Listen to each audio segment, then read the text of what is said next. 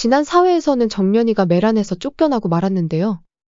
아마도 많은 분들이 정연이의 국구 경기를 그리워하고 있을 것 같습니다. 가수 데뷔를 준비하던 정연이는 우연히 박종국의 검은 속내를 알게 되는데요. 박종국은 정연이가 채공선의 딸이란 거 이용해 이슈몰이를 할 생각이었습니다. 최종 목적은 정연이를 미끼로 채공선을 세상 밖으로 끌어내는 거였습니다. 이런 사실을 알게 된 정연이가 가만히 당하고 있을 리가 없었죠. 데뷔 무대에 올라간 정연이는 신발을 벗어던지고 자기가 원하는 대로 노래를 하기 시작하는데요. 이건 패트레샤가 가르쳐준 대중가요가 아니라 흡사 춘향전 무대에서 보여준 방자의 소리에 가까웠습니다. 무대를 뒤집어 놓은 정연이는 그 길로 가수를 때려치고 메란으로 돌아가게 됩니다. 문제는 집 한 채 값이 넘는 위약금 문제였는데요. 아마도 정연이의 진심을 알게 된 강소복이 위약금을 대신 물어줄지도 모르겠습니다. 참고로 원작에서는 정연이에게 빚을 진 패트리샤가 위약금 문제를 해결해줍니다. 정연이가 잠시 한눈을 팔기는 했지만 우여곡절 끝에 다시 메란 국극단으로 돌아오게 되는데요. 때마침 정기공연 자명고의 오디션이 시작되려 하고 있었습니다. 여기서 예상치 못한 사건들이 연이어 발생하게 되는데요. 우선 정연이가 오디션에 가려던 중 창고에 갇혀버리고 맙니다. 창고에서 우연히 사업부 막내와 마주치기는 하는데 누가 창고에 자물쇠를 걸어 잠근지는 훗날 밝혀지게 되죠. 한편 오디션장에서는 정연이를 애타게 기다리는 예상치 못한 인물이 있었습니다. 모두들 그게 주란일 거라 생각하시겠지만 그 사람은 다름 아닌 영서였습니다. 영서는 지난번 춘향전 무대에서의 일로 정연이의 연기를 완전히 인정한 상태였습니다. 게다가 정연이가 다방에서 노래 부른 사실을 고자질한 게 자신이 아니라는 걸 믿어준 부분, 그리고 자신의 따귀를 때리며 한치도 물러서지 않는 당당함. 이런 일들을 겪게 된 영서는 정연이를 이미 자신의 라이벌로 인정하고 있었습니다. 영서는 정연이가 다시 돌아와 자신과 함께 정정당당하게 경쟁을 하길 바라고 있었죠. 그래서 다시 돌아온 그녀의 오디션 무대를 학수고대하고 있었습니다. 그런데 오디션 시간이 다 끝나가도록 정연이가 나타나지 않았던 거죠. 영서는 정신없이 메란극단 안을 헤집고 다니면서 정연이를 찾아다닙니다. 그러다 창고에 갇혀있는 정연이를 발견하게 되는 것 같네요. 참고로 원작에서는 부용이란 인물이 정연이를 창고에서 꺼내줍니다. 이후에 달려온 영서가 정연이의 손을 잡아 끕니다. 하지만 드라마판에서는 부용이가 삭제되었으니 영서가 아마도 창고의 문까지 열어주고 그녀를 오디션장으로 데려갈 것 같네요. 영서의 도움으로 아슬아슬하게 오디션을 볼 수 있게 된 정연이. 심사위원들 앞에서 호동왕자를 연기하게 되는데요. 무사히 오디션을 마치고 나온 정연이는 환한 얼굴로 영서를 와락 껴안아줍니다. 오디션 결과에 상관없이 오디션을 보게 해준 영서가 너무나 고마웠던 것이죠. 정연이는 고마움의 마음을 담은 호박엿을 영서에게 전해주는데요. 당연히 엿먹으라는 뜻은 아니었고 영서가 제일 좋아하는 게 바로 호박엿이었기 때문이었죠. 영서는 무뚝뚝한 반응을 보였지만 정연이가 준 엿을 자기도 모르게 입에 넣고 있었습니다. 이번 오디션을 계기로 영서와 정연이의 신뢰가 꽤나 깊어진 건 말할 필요도 없겠죠. 얼마 뒤 오디션 결과 발표가 이어지는데요. 모두의 예상대로 문옥경이 호동왕자로 서혜랑이 낭낭공주 역으로 정해집니다. 여기서 모두를 놀라게 한 이변이 발생하는데요. 고미걸역에 항상 맡아오던 도행이 아니라 영서가 뽑혀버린 것이죠. 그리고 이보다 더한 이변은 구슬아기 역의 주란이가 뽑혔다는 겁니다. 여기서 잠깐 고미걸과 구슬아기라는 캐릭터 소개를 간략히 하고 넘어가겠습니다. 우선 자명고는 과거 최씨 낭낭국에 있었다고 전해지는 전설의 북이었는데요. 이 자명고는 적이 침입하면 스스로 울리는 아주 신묘한 북이었다고 합니다. 그런데 고구려의 호동왕자와 사랑에 빠진 낭낭국 공주가 나라를 배신하고 호동왕자를 위해 이 북을 찢게 되었다는 스토리죠. 호동왕자와 낭낭공주 사이에는 구슬아기와 고미걸이란 중요인물이 등장하는데요. 구슬아기는 호동왕자를 짝사랑하는 시녀였고 그를 위해 낭낭국에 잠입해 들어간 첩자였습니다. 그리고 고미걸은 중국 한나라의 재상이면서 낭낭공주와 혼인하고 싶어하는 교활한 남자였죠.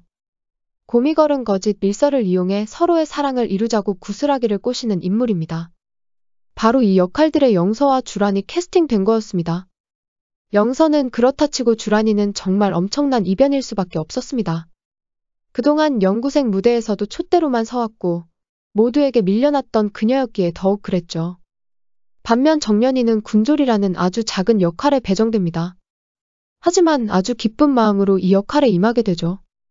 비록 군졸이었지만 대사도 한 줄 있었습니다. 장군님, 고구려 군사가 밀려들고 있습니다. 라는 대사였죠. 그럼 여기서 이번 자명고 캐스팅의 이변이 일어난 이유를 짚고 넘어가 보겠습니다. 이번 캐스팅에는 서해랑의 입김이 아주 크게 작용했습니다. 고미걸의 영서를 끼워 넣은 것도 구슬하기 역의 주란이를 배정한 것도 모두 그녀의 생각이었죠. 자명고에서 베테랑 배우였던 백도행을 빼버린 이유는 그녀가 메란의 자금난에 대해 관심을 갖게 되어서였습니다. 메란의 자금을 횡령해 비자금을 조성해오고 있던 서해랑에게는 그녀가 눈엣가시일 수밖에 없었죠. 결국 연구생들에게까지 밀려난 백도행은 서해랑의 계획대로 메란을 그만두고 다른 극단에 들어가 버립니다. 주변인들은 그렇게 생각했지만 사실 백도행은 가닥길을 그만두고 진짜 왕자역에 도전하고 싶어서였습니다. 슈퍼스타 문옥경이 있는 메란에서는 절대 왕자역을 따낼 수 없다는 걸 알고 있었습니다. 그리고 그보다 더 큰 내면의 한계가 있었죠. 그건 다름 아닌 그녀가 양반이었기 때문입니다. 문옥경과 서해랑 그리고 강소복은 물론 그녀의 어머니까지 모두가 한때는 기생이었습니다. 그녀의 내면에는 기생을 무시하는 양반근성이 뿌리 깊게 박혀 있었던 것이죠. 무대 위에서 문옥경의 경이로운 무대를 보며 감탄하는 그녀의 아내는 기생이라고 경멸하는 마음 또한 공존하고 있었던 겁니다. 앞서 언급했듯 백도행이 밀려난 건 서해랑의 계략 때문이었습니다. 백도행은 일전에 다른 극단의 단장과 만남을 가진 적이 있었는데요. 서해랑은 이 일을 가지고 그녀가 다른 극단의 주연으로 스카웃되었다고 강소복에게 거짓말을 했던 겁니다. 서해랑의 이런 이간질로 인해 이모와 조카 관계가 완전히 파탄이 나버렸던 거죠. 백도행은 극단을 나가기 전 정년이와 영서에게 큰 가름침을 주고 떠나게 됩니다. 정년이는 군졸이라는 캐릭터를 어떻게 연기할지 좀처럼 감을 잡지 못하고 있었습니다. 방자처럼 대사가 많은 것도 아니고 단 한 줄짜리 역할을 하는 건 오히려 더 캐릭터 잡기가 어려웠던 것이죠. 그런 정년이에게 백도행은 자명고의 세계관에 대해 들려주게 됩니다. 낙랑국과 고구려가 사활을 걸고 벌이는 전쟁. 정년이 역시 6.25 전쟁을 겪으면서 아버지까지 잃었던 아픈 경험이 있었죠. 자명고에서 군졸의 마음은 6.25 전쟁을 치르던 군인과 별다르게 없었을 겁니다. 정년이는 비로소 백도행이 자신에게 어떤 가르침을 주려는지 알게 되었죠. 그녀는 군인을 직접 자신의 눈으로 보기 위해 성당에서 열리는 군인 잔치에 찾아갑니다. 군졸 맘을 알려면 군졸한테 물어봐야지. 이게 정년이의 생각이었던 것이죠. 이곳에서 정년이는 예상치 못한 사람들과 마주하게 됩니다. 성당에서 군인들 수발을 들고 있던 봉사단 여성들. 알고 보니 그들 역시 전쟁에서 나라를 지켰던 퇴역 여군들이었습니다.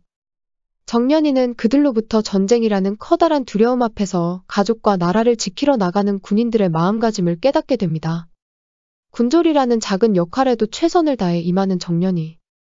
그리고 자명고의 첫 무대에서 정년이는 또 한 번 대형 사고를 쳐버리고 맙니다. 정년이 최대의 장점이자 단점인 무대 광풍이 불어버렸던 것이죠. 촛대나 다름없이 군졸들 무리에서 합동안무를 추는 정년이. 그저 엑스트라 중 하나였을 뿐인데 관객들은 정년이만을 쳐다보고 있었습니다. 워낙에 타고난 목소리 때문인지 유독 튀어 보이는 정년이. 마침내 정년이가 대사를 하는 순서가 다가오는데요. 고구려군이 몰려오고 있다는 군졸의 한마디였을 뿐이었지만 관객들 모두가 그녀에게 눈을 떼지 못합니다. 보고를 받은 왕이 대사를 쳐야 하는데 관객들은 모두 정년이의 다음 대사만을 기다리고 있었죠. 무대에 서면 토네이도처럼 관객의 시선을 한 번에 빨아들이는 그야말로 무대의 광풍이 불기 시작한 거였습니다. 정년이는 관객들의 기대에 호응이라도 하듯 대본에도 없는 소리를 하게 되는데요. 관객들 모두 그녀의 애절한 연기에 하나둘 눈물을 감추지 못합니다. 군졸이라는 역할로 너무나 인상적인 연기를 펼쳐보인 정년이. 하지만 이 무대를 끝으로 정년이는 군졸 연기에서 잘리고 맙니다. 국극무대는 혼자서 북치고 장구치는 원맨쇼가 아니었습니다. 국극이란 무대 위 모든 사람들이 힘을 모아 조화로운 합을 맞출 때 비로소 최고의 무대가 완성되는 장르였습니다. 과연 정년이는 이 합이란 게 무엇인지 깨닫게 될 수 있을까요? 구독과 좋아요 부탁드립니다. 저에게 큰 힘이 됩니다.